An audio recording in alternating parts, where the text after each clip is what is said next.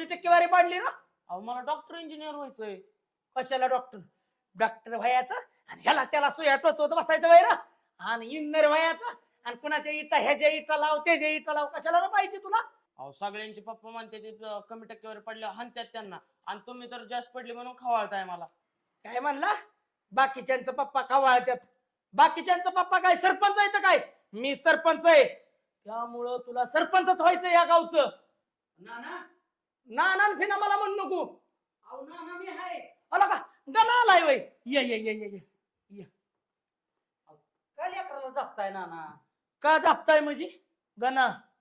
एक तर आपली आहे इज्जत गावात गावात काय तालुक्यात काय आणि जिल्ह्यात काय आणि राज्यात सुद्धा आता माझी इज्जत वाढली आहे. बरोबर आहे की. आणि ह्यानं टक्केवारीच कमी पाडली का.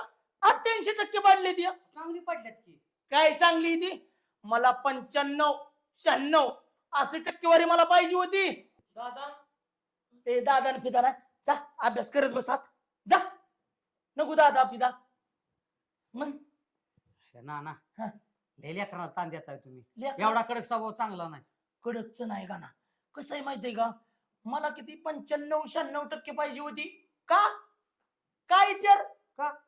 त्याला डॉक्टर किंवा इंजिनियर किंवा हाय पाय उच्च लेवलचं हा. शिक्षण द्यायचंय. जसं की तलाठी ग्रामसेवक. त्याच्या पुढचं आणि हो. काय असेल मला लई कळत नाही. असं ते शिपाय कुठं चपराशी तुझ्या पुढचं असतो. त्याच्या पुढचं आलं. आणि मग ती काय असं ना आपल्याला लई कळत नाही पण शिपाई का व्हाय ना तो पण चांगला व्हाया पाहिजे.